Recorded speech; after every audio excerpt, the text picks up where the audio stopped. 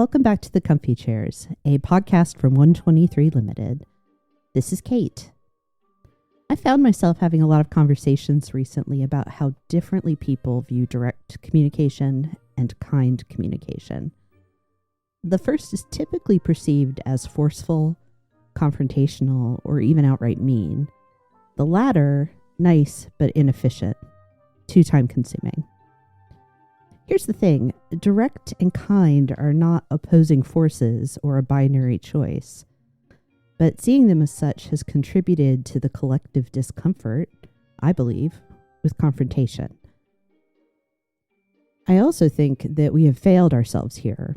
For one, confrontation, when we look at the parts of the word, con meaning with, and front meaning face, it simply means coming face to face with a person or issue. It actually involves connection. Similarly, there is a lot of research about how conflict and confrontation, when managed well, can contribute to the overall health and performance of a team. Amy Edmondson's The Fearless Organization and Patrick Lencioni's The 5 Dysfunctions of a Team are great resources to understand the role of productive conflict. My father once mentioned that he'd consider writing a book on management by confrontation, not argument or disagreement, but leading by fully facing issues. So, in honor of Father's Day this year, and of everything I've learned from him, I'm pleased to have my father join me for this conversation. Welcome to the Comfy Chairs, Dad. Thank you. Yeah, I'd like to take a moment so you can introduce yourself, please. Okay. Well, I'm obviously Kate's dad. Mm-hmm. My name's Charlie. And fact is, that's how I've always been known, even when I was in a reasonably high executive position. Everything was Charlie with a small c because I was too lazy to capitalize. Is that where I get it? Yeah. I am retired. The last 10 years I worked, I was an associate dean at a professional school in the Department of Defense, and for 16 years before that I was an instructor there, or a professor, and before that I was a military officer. And for all of that time I'm Pat's mother's husband. No, I'm Kate. She's Pat. That's right. Yeah. Do we edit that out, or do we just laugh at the old man? We'll see. Okay. I mean, you know I like laughing at you, Yeah, so we'll see. I think that's probably a good thing. But no, her mother and I will be married 54 years this summer. And I'm a maker. Yes, you are. Yeah, I get personal pleasure out of making things. I do woodwork, I do metalwork, I do machining, I do gunsmithing. I make statues and pictures and painting and drawing. I just like making things. I'm currently writing a children's novel that I hope to finish someday. Yes. So that would be I. Yes. I have in my possession a desk that Dad and I built together. Yeah. And also a table that we built together. Yes. That's right. I forget about that sometimes because it's in the basement covered with things. Yeah. You are a maker. And you have had a lot of time in leadership and instructing people with leadership and other responsibilities. I know that you've held leadership positions not just in the military or in the Department of Defense, but also in your church for decades. Yeah. And this is something that we have shared a lot of conversation about, what makes for effective leadership and what doesn't. And I think we are probably of a very like mind around the role that confrontation plays, but it's one of those words that people get really anxious about. I lump it together with consequence and accountability. Well, I think it's really important you define terms accurately. Yes. I always told my students that if you don't define your terms carefully, people apply their own definitions. That's exactly right. After a very short period of time, no one knows what anyone else is talking about.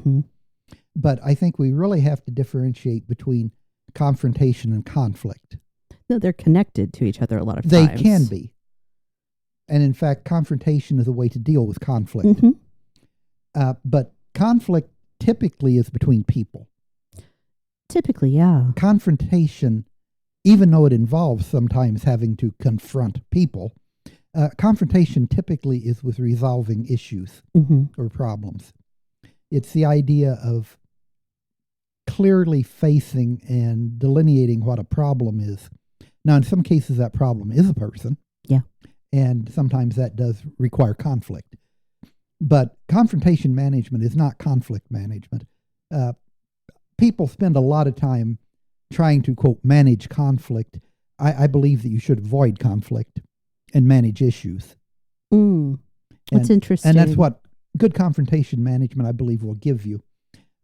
If there is a problem, you don't let it get to the point that people have to be in conflict. I want to go back a little bit and think about if I can verbally process this idea of avoiding conflict, because conflict avoidance can be highly problematic. So is it so much avoiding conflict or preventing conflict? Preventing conflict. Yeah. You avoid conflict by resolving issues before they get to the point that people have conflict over them. Exactly. There is a real tendency, particularly in issues that involve people, for management to put off dealing with the issue. Oh, yeah. Until it becomes inevitable that there will be conflict and damage and loss to the organization. And that's why I've always valued the idea about early and well-structured confrontation before something can become a problem that requires significant error. Usually it can be dealt with by just simply dealing with it. Yeah. And as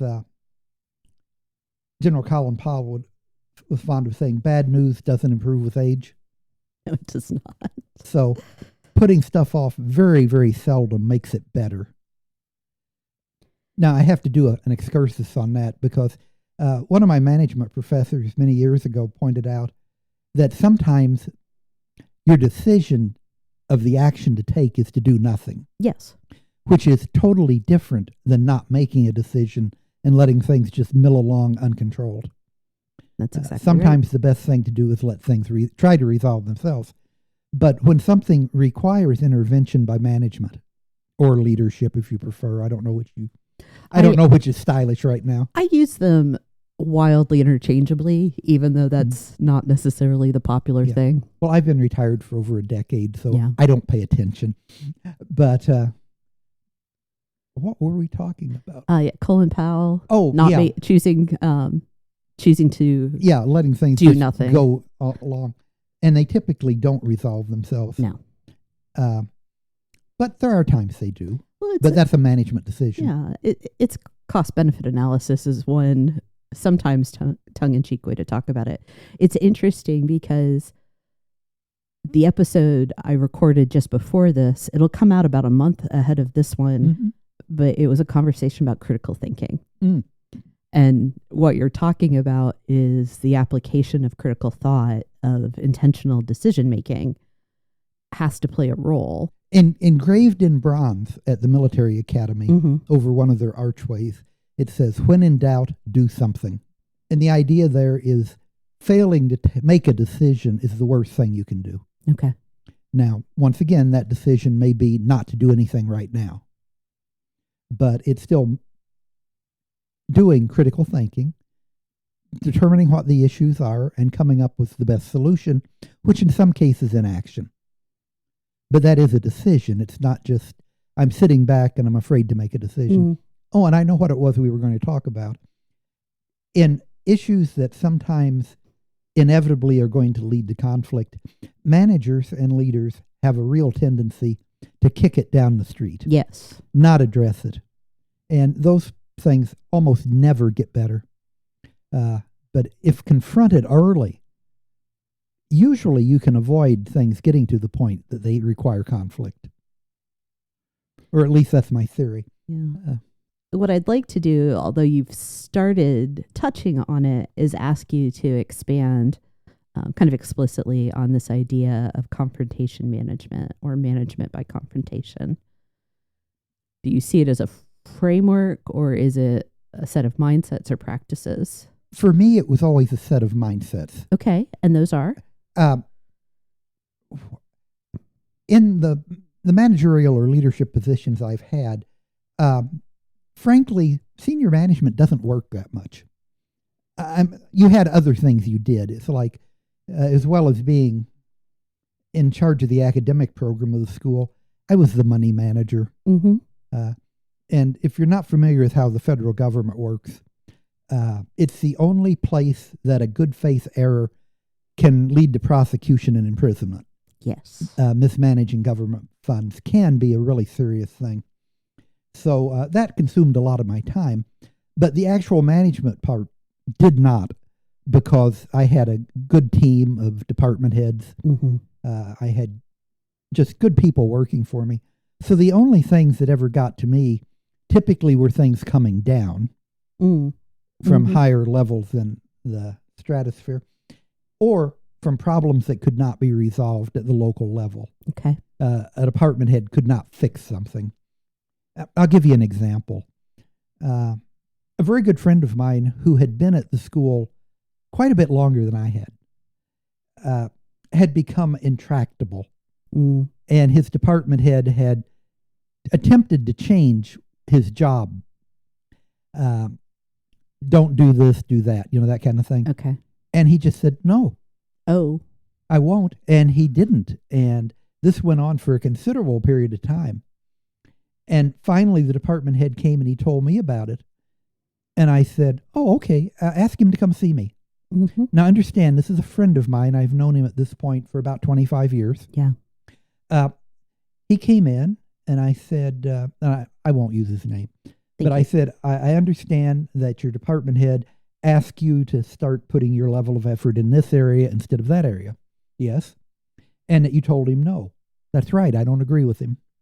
I said, well, you understand, you work for him. Yeah, but I'm not going to do it. And if he tries to make me, I'll retire. And I said, well, it has really been good working with you all these years. Yeah. Here's how you apply for your retirement. Yeah. And he said, oh, I thought you would back down. I went, no, I hope we can still be friends, but you have a job to do. If you don't want to do it, then we don't need you here. And you do need to go ahead and retire. And he did. Mm-hmm. But all it took was, this is the answer. If you're not willing to accept the answer, then we're not going to keep fooling around with this. Yeah. It's not going to drag on. It's not going to take away from the department. It's not going to consume all your managers' time and all. We have two possible resolutions here. Let's look at both of them. You can do what you were told, or you can leave. Yeah. A and B.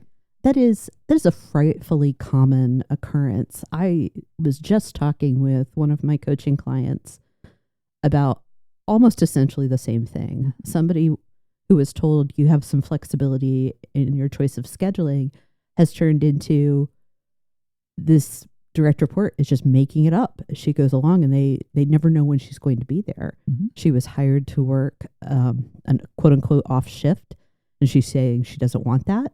It's like, okay, go find another job. And not to be heartless, but if the work requires X and somebody says they will not do X, then that is not the job for them. Absolutely. This goes back to what I call the foundational leadership skill, and that's clarity.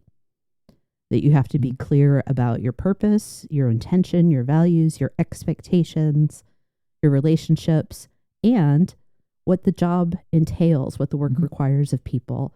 Well, to finish out that story, I believe we're still friends. Good. I know up until the time he actually retired, we had a perfectly good relationship. Mm-hmm. It wasn't that my friend came in the office and we fought. He came in the office and I clarified for him that he had only two options and he got to select which one he wanted. That's exactly it. And it became his decision.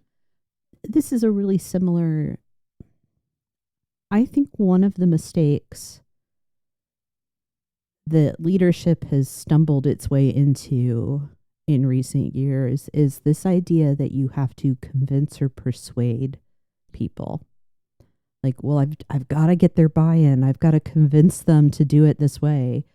And the answer is, no, you don't. What you do need to do is create crystal clear expectations about what the work entails, what the like what is needed. And if it's tying back to what the job actually requires, then that's it. It's that simple. You need to present your expectations with respect. You need to be kind to people. You need to provide support if they struggle. But you're not there to convince people. You're there to make certain they understand what's expected of them and ensure they have the resources to perform. Mm-hmm. Now, in an ideal situation, an employee or a subordinate should understand the job and they should buy into it. That's ideal. Yeah.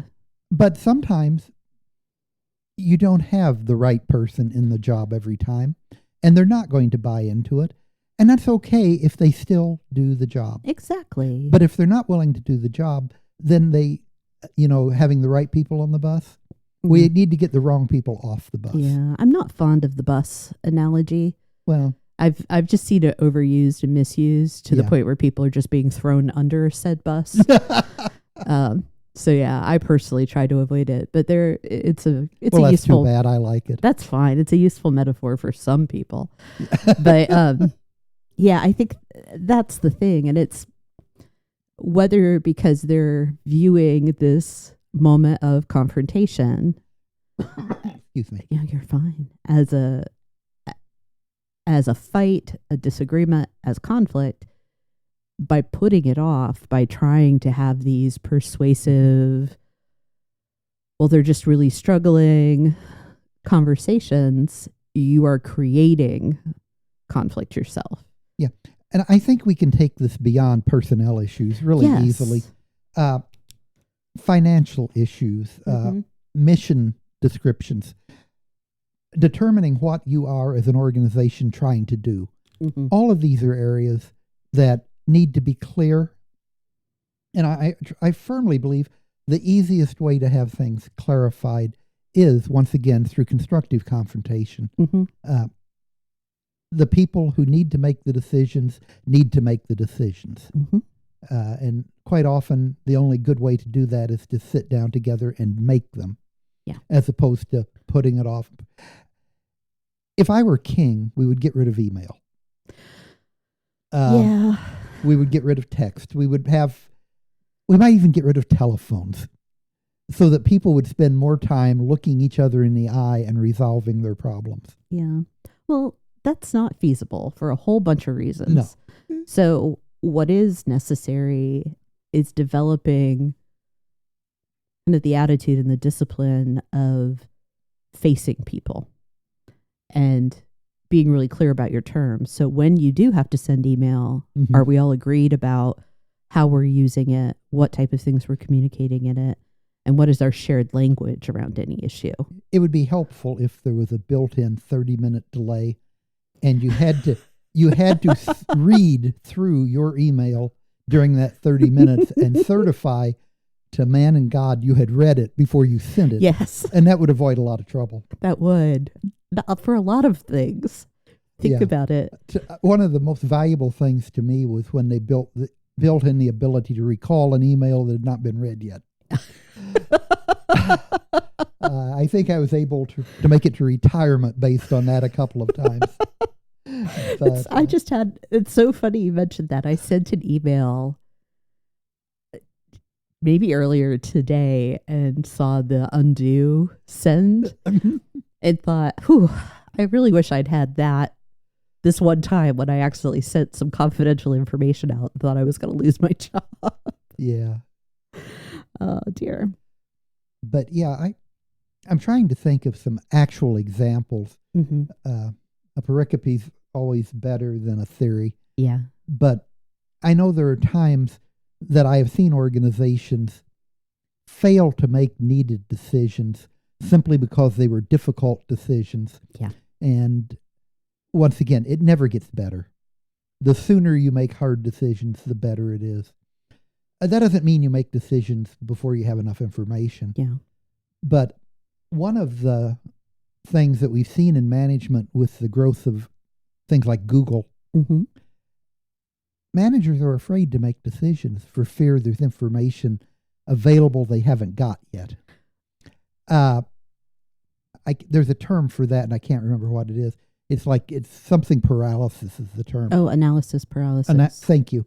Yeah. And you're seeing more and more of that, of people collecting information and data without making decisions when they've reached the critical point where they have enough. Yeah. I think it is a form of collective perfectionism and a lack of realization that a decision doesn't necessarily have to be final. That you can have an iterative process as you make decisions. Now, there are going to be times where it is the final thing and things have to move when that decision's made.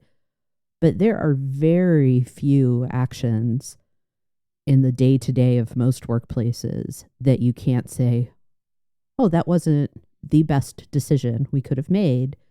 We're going to rewind as far as we can and choose another path. I worked for a general officer one time who was a really, really good manager. What made it particularly interesting that he was also a fighter pilot, and they typically are not good managers. Mm-hmm. Something about seat of the pants. Yes. But I remember one time the general had made a decision, and I didn't agree with it, and I went back to him with additional information, and he changed a pretty significant policy decision. There was another time I went back and tried to get him to change his mind on something, and his response was, "Don't you have anything new?" I said, "Well, no." He says, "Then I've already decided that. Get out of my office." Yeah. Which I thought was a marvelous response. Yeah. I mean, maybe not in both get cases. Out. But yeah, if you have additional information, I'll look at it and change my mind. Yeah. Or if you don't have additional information, then what makes you think you're so clever you can change my mind after we've already talked about this? Yeah.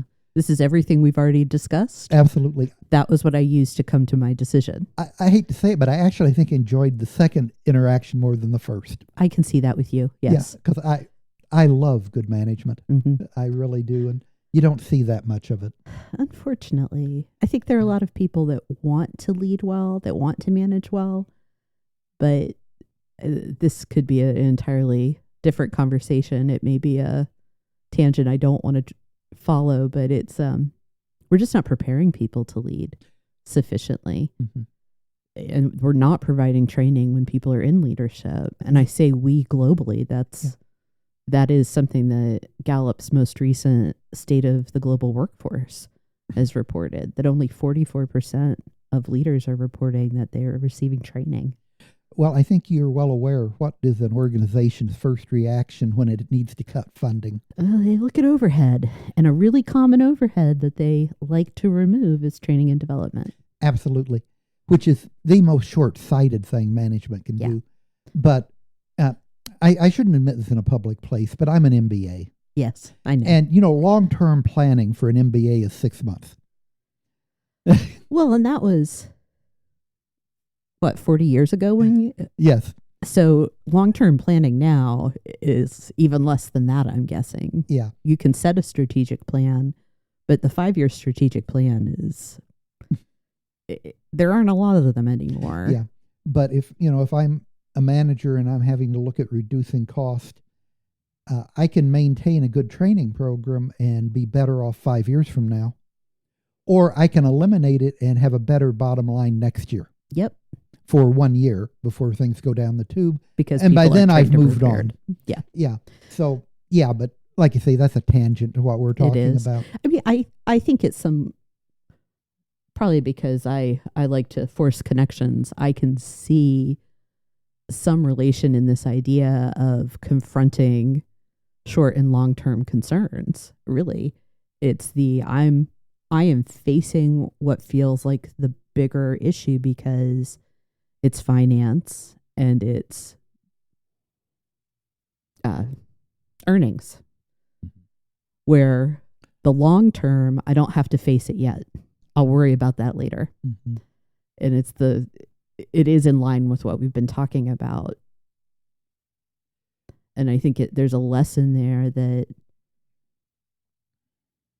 we've said it multiple times, so I'm repeating it for the sake of confirmation, not simply repetition, but you can't delay decisions.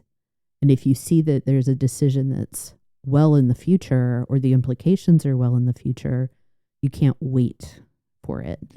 But you can change your mind. Absolutely. But we all know how well it worked out for Scarlett O'Hara when I'll think about that tomorrow. Think about that tomorrow. Yeah. No, it doesn't. It does not. It does not.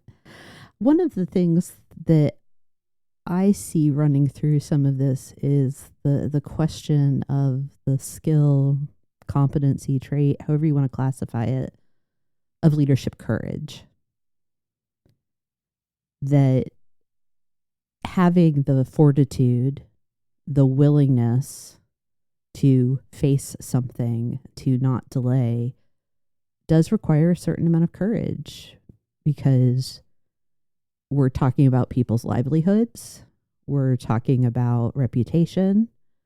We're talking about just common, everyday human fear of being judged, too. That some leaders, they may have to think about, am I making a safe choice or a courageous choice by not facing something? Well, assuming you're dealing with good people. Yeah. There are the narcissists and the psychopaths and the sociopaths. They're out there, but by and large. Yeah. Many of them in high positions. Yes. But putting them to the side, good people want to be liked, and they want to do what is right. Yeah. And quite often, those two things are in conflict. Because quite often, if I have to make hard decisions, people aren't going to like me for it. Okay. Yeah. And what you see is, you're talking about courage, you see a lot of managers deferring hard decisions because they don't want to make people not like them. Agreed. And like I said, I was in the terrible position of having to fire a friend of mine one time. Not tell him it's time to retire, but fire him as his oldest child was graduating high school and going to college. Just had to. He thought he was funny, but he had harassed some of the female employees being funny. No. It's not funny. He had been told it wasn't funny. And did not change. He didn't change and didn't see the need to. He was a probationary employee, and I terminated him. And it's hard. Yeah. And yeah. Well, but sometimes you just have to. If you're going to be in leadership, then that has to take precedence over being a buddy. Yeah. It doesn't mean you can't like your people and be liked by them, and in fact, love them dearly. Yeah. But sometimes you have to make hard decisions that hurt people. Well, yes. I was having a moment of kind of a visceral response to hurt, but it can be short-term hurt. It can be long-term. It's you. The way I think about this is I want the best for you. And sometimes the best for you isn't letting you do something that's not right or not aligned with policy or sets you up to be an ongoing problem in the organization. At a higher level, sometimes you have to make significant changes to organizations themselves. Yes. And we've talked about this before. One way you can categorize people is there's process people and project people. Project people, we all know and love them. They're the people who like change. They value making something new or different. Yeah. I have personal worth if I came into a job and when I left a year later, things were different. They're valuable people. Yeah. Process people, okay, I am successful because I've been here 10 years, and when I left, you couldn't tell anything had ever changed. I had maintained the program. I didn't break the machine on my watch. Yes. Those are valuable people, and you have to have them. But if you make changes, the project people typically are just jockeying for something new. The process people are going crazy because you're changing their world around them. Yeah. And sometimes you have to do that. You do. And it's just a reality that some people do not respond well to change. even if the change is to everyone's long-term benefit, the survival of the company or the enterprise, increased efficiencies, more profit, whatever your goal is. Yeah. But some people biologically are not set up for change.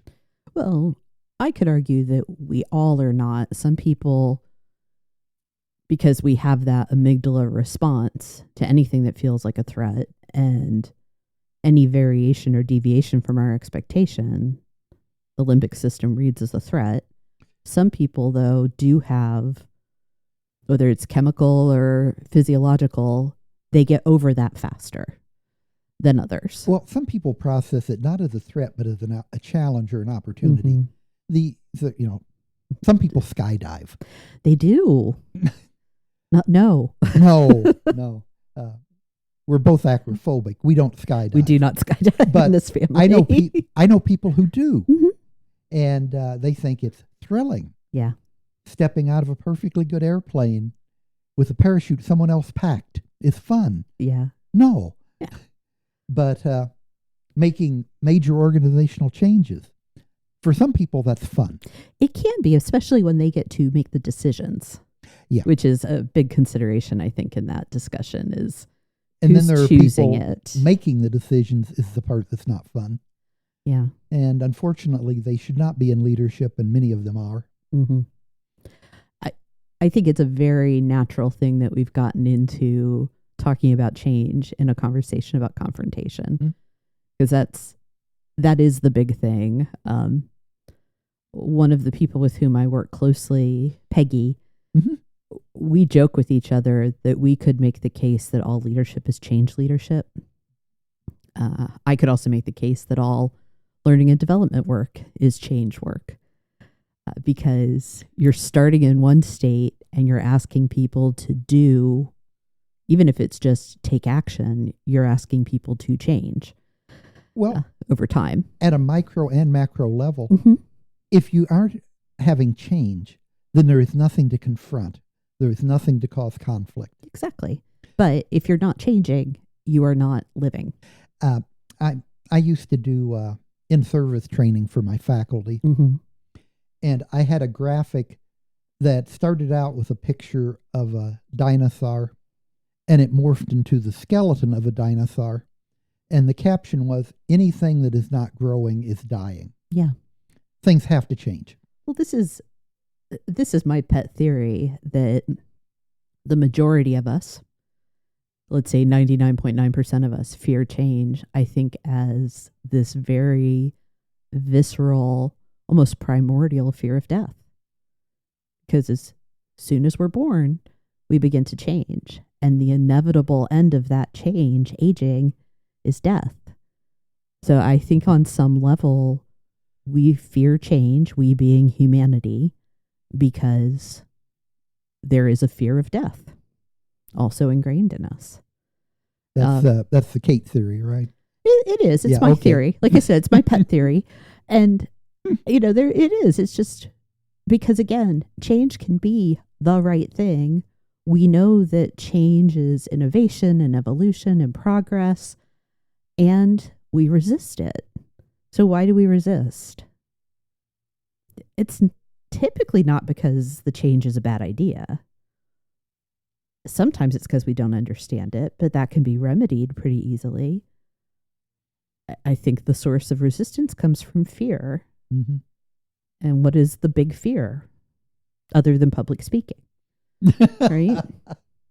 Yeah. And the reason I bring it up isn't to be like, oh, it's just stupid. You're afraid of dying, so you're afraid of change. No, it tells us something about human nature and about if you were going to lead people, recognizing that many of the behaviors and choices that you see are driven by fear, unconscious fear sometimes, and not just your employees, but your own.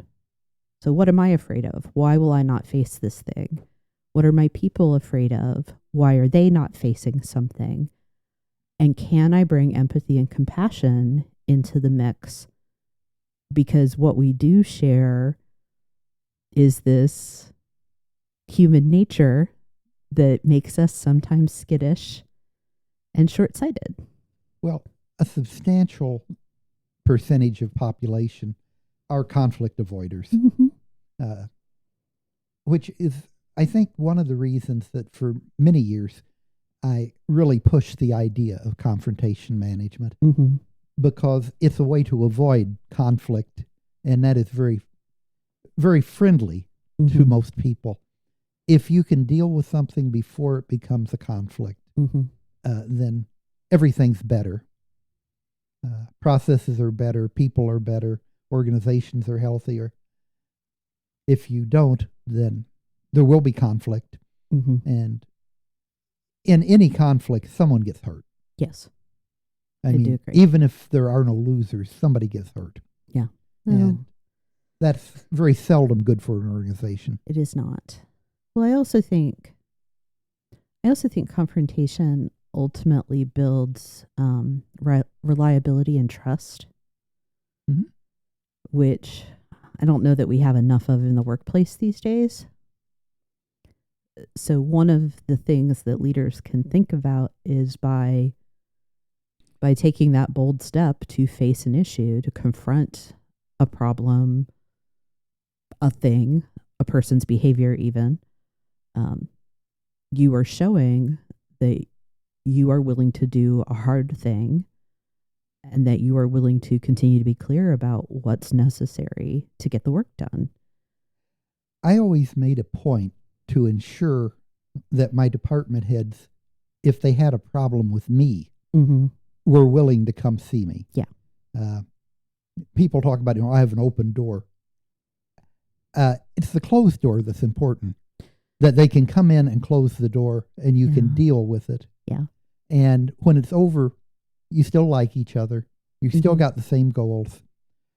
Sometimes they win, sometimes they lose. That's not the important thing. It's that the culture exists, that if you have a problem with the boss, you can go to him and deal with it.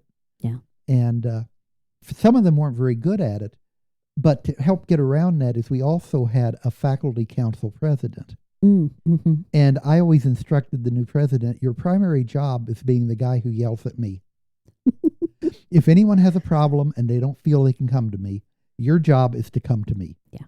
And some of them did it really, really well. I would have to go home and heal up. But from the standpoint of the organization, that is so important. Yeah. That at any point in the organization, you shouldn't have to sit there and ferment because you have no way to deal with your issues. You ought to be able to go up or down the chain as necessary. Exactly. And to confront those issues. We're talking about feedback. Pretty much, yeah. That is the mechanism for confrontation in that case. So feedback comes out of the audio, like systems and engineering, and it's essentially when a signal returns to its source. Yes. And sometimes it results in that horrible screeching that sets us all on edge. But providing feedback to people is simply returning kind of the story of someone's actions. If you want, I'll put my earphone over the mic. Let's not do that. Okay. Thank you for the offer, though. But it's bringing something face to face. It's a reflection of what you've done. So feedback is a way to confront the results of your behavior. And we usually associate it with something negative, which is unfortunate because I personally believe the majority of our feedback should be, hey, Jane, you did a wonderful job. Here's exactly what was great about it. Here's the impact it had. Keep up the wonderful work. My predecessor in my last job was also my mentor for many years. Yes. Professor Bresnahan. Yeah. And he used to practice something that I had actually practiced before I met him, but not as well as he did, that he always called management by walking around. And he would set aside time in every day that he would just walk around the faculty area and visit. And always manage to find something positive to say about everybody, or have a question that he knew they would like someone to ask them. And I used to do that too. Sometimes I'd go out and get a box of clementines. Yeah. and walk through the office and just yell, Clementines, and people would stand up and I'd toss them to them. Mhm. And if someone looked at all troubled, I'd go over and visit with them. And it's amazing what you find out Mhm. just walking around. Yeah.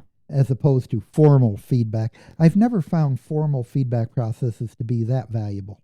Well, I think people need simple handles to understand how to do it effectively.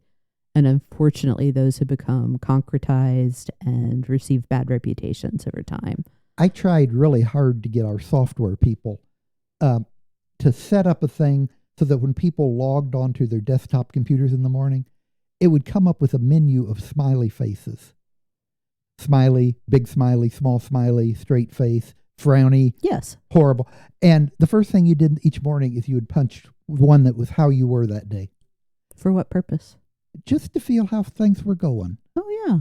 It wouldn't say George. I wouldn't get a report that said George is unhappy today, but I'd have a little icon that came up, and it would be, all right, we're kind of straight faced today. Something's going on. Oh, yeah. My management didn't like that idea, and it never happened. But I like real time, real feedback as opposed to formalized, fill out the form feedback. Well, that's so. I'm going to pause us for a second to kind of get clear about some of the different forms and functions of feedback.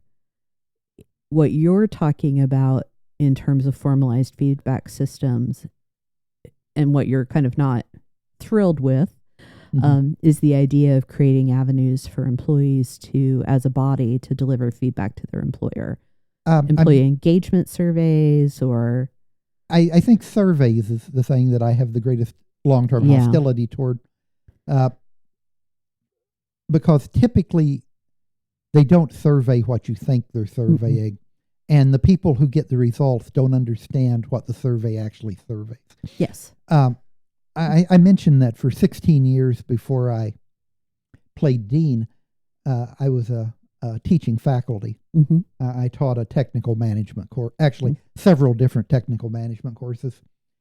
And at the end of every course, we would give every student a survey. Yeah. And they would fill out this standardized survey that had been developed by the faculty to ensure it could not be answered in a way that was harmful to the faculty. And then... smile sheets, the worst of all evaluation. We would do an end-of-course evaluation, a report, where we would put in the survey results, and they would go to the department, and then they would go to the dean, who never understood them, ever. I never knew a dean who understood them. And sometimes they would come around and say, oh, you had such a great class. No, sir, it was the worst offering I've ever had. Or, what went wrong? Well, nothing went wrong. Well, this is a lower number than you had last time. Well, yeah, because the last time I had a class here and everyone was here on a vacation pretty much, and everything went well. And this one we did out at their work location, and people were having to go back to work after the class, and they didn't have the time to dedicate to it. And we did have a hurricane that week. Yep. Well, I noticed that so-and-so's classes have lower ratings than so-and-so's. Yep. Well, what's wrong? Nothing. No. Well, why is theirs lower? Well, because it's a more technical class. It requires harder work. People typically like the softer studies more than the harder studies. Yeah. And also, we're asking for people's reaction. And it is an immediate reaction. Rather than trying to assess and understand the genuine impact of that training. This is another rabbit trail I could take us down, because I definitely have a soapbox about program evaluation. Yeah. And how to measure the success. But that is a type of feedback. But there's like surveys and kind of like a large body providing feedback is one thing. And then there's that individual. We typically think of feedback happening from the manager to the employee. Occasionally there are organizations and teams that can establish peer-to-peer feedback. Either organically or programmatically. But with this, the closed door being more important than the open door, you're talking about feedback up to the manager, which I think is managers, leaders have to have a practice of requesting feedback from their people. That is how you know, and you make it safe by the first time someone gives you the feedback you've asked for by saying thank you. Not arguing, not defending, not debating. You say thank you. And if you need time to sit with and process what you've heard, tell them that. Do it and follow up. I think we're in violent agreement. Yes, we are. We definitely are. I wanted to kind of bring that back, that I felt like we'd started talking kind of more about employee survey than individual feedback. See, I don't even object to the surveys because I used them for years beneficially. What I objected to is they're being used inappropriately by people who didn't understand. Yeah. As you said, a reaction survey isn't a question of how good was this. It's how do I feel right now? Yeah. Did I have a good time? Do I feel good today? Is the sun shining? As opposed to, did I learn something that will help me a year and 5 years from now? And can I demonstrate that I learned it? Yeah. Was the instruction such that I'm actually able to do the thing as a result of having attended this class? Yeah. And many training programs do not take that into account, and instead they rest on the laurels of, well, everybody left this class saying that, Charlie was a great floor show, basically. Yeah. It's like, I can make people laugh all day in a class, but if they leave and they don't remember. I'm going to tell you a story. Yes, please. I mentioned that I taught a technical management course for years.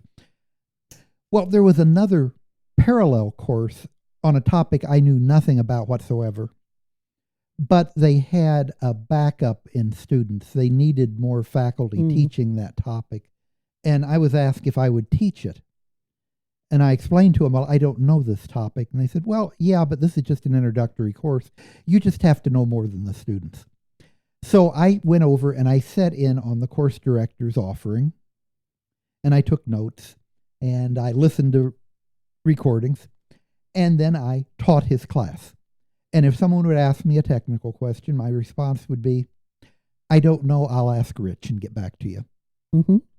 At the end of that year, all of our students rated me as more knowledgeable in the topic than they rated him, because I had a better classroom presence than he had. He was the technical expert. I never gave an answer that he didn't provide me, but the students fed back that I was better at his topic than he was, which did not make him a happy man, by the way. Well, honestly, frankly, one of the things that probably made you a more appealing instructor, not just classroom presence or style, but the willingness to say you don't know, that increases our credibility a lot of times. And boy, I must have been credible. Right. But it's, one of the things I think is important in the space of confrontation and leaders embracing it is being willing to be humble, that you might be wrong. You might have to confront something that was a result of your own error. You might have to change your mind about something. You may have to say, I don't know. And there is this false belief out there that leaders have to have all the answers. I had a mantra. Yes, sir. That if the faculty wasn't smarter than the management, we needed a new faculty. Yeah. Yeah. And every one of them was sure he was smarter than I was. So they believed that. Well, it's one of my, I've written about this before. Leaders can't presume that they're the smartest person in the room, even if they are. Even though we are. I know, right? I totally am always the smartest person in any room. I am totally not always the smartest person in any room. But even if you are the smartest person, shut up. Let other ideas happen. And that is facing your own ego and setting it to one side so that people can be their best selves at work. Yeah. So Mom was in the comfy chairs recently with me, as you well know. Yeah. And we talked about lifelong learning. And I'm curious how you see lifelong learning and confrontation playing together. Do you see any relation? I'm sure there is, Yeah. but off the top of my head, this goes back to your first question. Yes, sir. Did I see this as a program or Framework or a a framework? mindset. And I've always considered it just a mindset. Yeah. And that mindset applies to everything, and it continues to apply to everything. So I am no less confrontational now than when I worked for a living, and I don't think I'm any more. It's just my natural reaction. If there is a problem, we solve it now. Yeah. If there is a potential for conflict, we determine how to avoid the conflict. If it's unavoidable, then we determine what we do to settle it. And you don't let things fester. You don't let things slide down. No. And you mentioned that even though I'm retired, I still stayed active in other things. I was the chief executive officer of our regional presbytery during COVID. Yeah, that's right. And one of the things I did was contacted as many of the pastors as I was able to, just to see how things were going. And oh my goodness, things were not going well for many of them. No, they were not. They had incredible conflict over how do we respond to this. Lost a lot of membership. A lot of good people died during it. It was a very, very difficult time. But it was the same kind of thing. Is there were issues that came up that caused division, that caused problems, and none of those got better on their own. They had to be dealt with as they came up. Yeah. And there were some really good decisions made. There were some really bad decisions made. But I've told you this before, one of my rules is you never judge a decision on the outcome. You judge a decision on how well it was based on the information available when it's made. Yeah. Sometimes stupid decisions work out wonderfully. Well, it's still a stupid decision. Yeah. Sometimes really good decisions fail miserably, but they're still really good decisions. Yeah. I talked about this in terms of asking people to tell their stories in a healthcare setting. A caregiver can do everything right. Absolutely everything, not miss a thing. And sometimes the patient still dies. Yeah. Like it's what was the thought process that went into it? What were the actions taken? That's what you judge the performance by. Tom Clancy wrote some really fun books, but one of them, The Sum of All Fears, is actually a management text. Yeah. And what it's about is decision-making in limited information environments. Yeah. And what he does is he sets up different scenarios where the protagonists or other characters are given limited information, and then they have to make decisions. And then people judge those decisions. And it's like, I forget his hero's name. Is it Jack Ryan? Jack Ryan. Jack Ryan is the National Intelligence Director at that time. Okay. And he gives the president a piece of advice based on the best intel they have at the time. And the intel is wrong. And the president, who is a moron in this, his response is, Director Ryan lied to me. No, he gave him the best intel he had at the time. Yeah. You have a submarine commander who makes good decisions based on partial information. You have another submarine commander who makes stupid decisions based on the same information. And he does maybe a dozen scenarios in this book where people have to make decisions without complete information.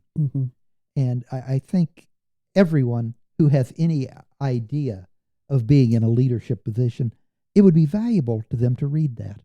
Plus, it's just a good book. And if you saw the movie, forget the movie. It's a lousy movie, has nothing to do with the book, other than we blow up Denver. I don't think I got past Hunt for Red October in the Jack Ryan series. So yeah, they're not great literature, but Sum of All Fears is a wonderful study in decision making. Cool. and you have to deal with some of the fictional parts of it, but Yeah. he does a really good job of setting up these scenarios. Mm-hmm. And then people making good decisions and people making bad decisions from the same data. Yeah.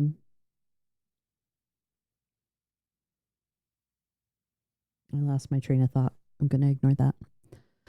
So we're kind of at that point where we're reaching that natural Mm-hmm. close. So I like to ask if there are any thoughts or observations, either from the conversation we've had or that you would want to be able to kind of put out there just in general regarding effective leadership. Well, I would say, from my standpoint, the best leaders are the ones who love their people the most. Yeah. I'm not going to argue that. Yeah. There are some 7 words in classical Greek that get translated love in English, Mm-hmm. all of which have discrete meanings. But the ancient Greeks believed that the most valuable one of those was phileo. It's where we get Philadelphia from. Mm-hmm. And it means brotherly love. But it didn't just mean the love between brothers, because we don't always love each other. But it meant the kind of caring that developed when people have a common goal. Mm-hmm. And the belief was that as you work toward the goal, you would come closer and closer together. And I think that that's what really good leaders do, is they establish phileo, in their organizations, Mm-hmm. where the goals are clear. Everyone is helping one another get to that goal. The process is not doing for me. The process is getting us to the goal. Mm-hmm. And if you do that, then everything gets better. Organizations where it's just, I'm here for my paycheck. I don't have any idea what this company's trying to do other than make a buck. Yeah. Well, No. So I don't fault people for sometimes just being there for a paycheck. There are a lot of reasons why Oh, folks no. end up. You've got to have a job. Yeah, that's exactly it. Like, I fed you. Thank you. Thank you. You fed me. You sent me to college. Yeah. I am here because, so I never fault people for that. But if it's not clear to them what the purpose, the mission, what the work is, if there's lack of clarity on some of those foundational elements of any workplace, even the people that are there because of a higher purpose are going to struggle. Mm-hmm. I agree with you totally. I think the best leadership, well, you know this, I'm trying to write a book about it. That leadership is a love story. Yeah. And it's wanting the best for people. That would be agape, by the way. Yeah. Different Greek word for love. I know. I used to give the last piece of instruction to all new acquisition officers in the Air Force. Mm-hmm. And the last thing I gave them was a piece of advice. If you're not having a good time, something's wrong. Mm-hmm. Seriously, we spend most of our waking hours working. If you're not enjoying what you're doing, you're going to have a horrible life. So I said, you need to do one of 3 things. You need to change so that you're enjoying it. Mm-hmm. You need to change what you're doing so that it becomes enjoyable, or you need to go somewhere else. Yeah, change the job. That's right, because A, you're not going to be happy, and B, it's going to hurt everyone around you. Yeah. That's confronting the job itself. Mm-hmm. And yeah. Do I change myself? Do I change the job? Or do I change jobs? Mm-hmm. Yeah, I listened. Yeah. I've heard you talk about that before. Yeah. I listened to you. Yeah. I think that's a pretty good place to stop. Thank you. Yeah. Work is, we spend a lot of time at work, and work is work. But if ultimately, in the balance, if you're miserable, something has to change, that you have to face it. Yeah. And make a change. Sometimes it's you have to confront. Right. That is actually typically the thing that has to be confronted. My own expectations and behaviors and mindsets. Okay. All right. Do I get paid? No. Oh, okay. No, just my love and devotion. All right. Yeah. I mean, as much as you ever get. So. Thank you so much, Dad. Thank you, hon. Yeah. Thank you for joining me today. If this conversation sparked something useful, please follow the Comfy Chairs and leave a review. Those small actions help more people find the show. Got a leadership question you'd like featured in a future Comfy HQ episode? Please send it my way. I'd love to hear what's on your mind. And when you're ready to move from ideas into action, 123 Limited helps leaders build stronger teams, sharper strategies, and better talent plans.